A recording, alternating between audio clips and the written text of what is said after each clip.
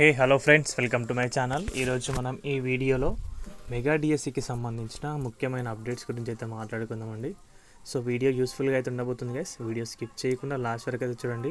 So రీసెంట్గా వచ్చిన updates ప్రకారం అయితే డిఎస్సికి సంబంధించిన ఆస్పిరెంట్స్ ఎవరైతే ఉన్నారో తప్పకుండా 90 డేస్ సమయం అయితే కోరుతున్నారు. ఎందుకంటే వారు మంచిగా ఆల్రెడీ ప్రిపేర్ అయి ఉంటారు. ఓకే, మంచిగా రివిజన్ చేసుకోవడానికి, ఎగ్జామ్స్కి కంప్లీట్గా సెట్ కావడానికి 90 డేస్ అంటే 3 months గడువు అయితే కోవడం అయితే జరిగింది. సో దాని పట్ల ప్రభుత్వం ఇంకా ఎలాంటి నిర్ణయం అయితే తీసుకోలేదు. మరి 90 డేస్ సమయం అయితే ఉంటుందా లేదా అనేది దానిపైన అయితే స్పష్టత అయితే రావాల్సి ఉంటుంది. అండ్ అదేవిధంగా చూసుకుంటే కనుక మనం మాట్లాడాం ఆల్రెడీ నార్మలైజేషన్ విధానం గురించి.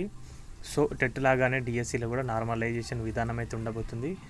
సో నార్మలైజేషన్ ద్వారా అభ్యర్థులకైతే అన్యాయం జరగకుండా ప్రభుత్వం అనేది ఒక మంచి నిర్ణయం అండ్ ఎఫిషియెంట్గా నార్మలైజేషన్ అయితే చేయాలి. ఒకే జిల్లా ఒకే పేపర్ తీసుకొస్తే కనుక నార్మలైజేషన్ విధానం అయితే అవసరమైతే ఉండదు. ఎందుకంటే జిల్లా కంప్లీట్గా ఒకే పేపర్ అయితే ఉంటుంది కాబట్టి. సో కొందరికి టఫ్ వచ్చి కొందరికి ఈజీగా వచ్చే అవకాశాలు అయితే ఉండవు. అందరికీ ఒకే పేపర్ ఉంటుంది కాబట్టి నార్మలైజేషన్ విధానం తీసుకురావాల్సిన పని ఉండదు. ఎవరికి కూడా అన్యాయం అయితే జరగదు.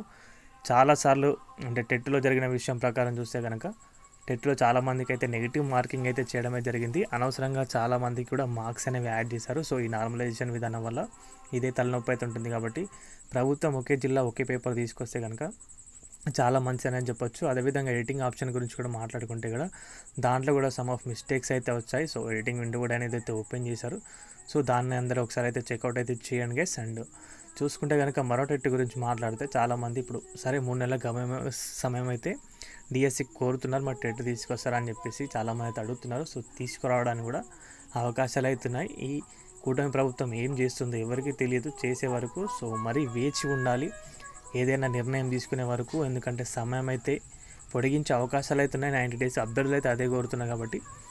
సో ఈ సమయంలో టెట్ పెడితే కనుక చాలామంది అంటే 16,347 పోస్టులు ఉన్నాయి కాబట్టి ఎక్కువ సంఖ్యలో పోస్టులు అనేవి ఉన్నాయి.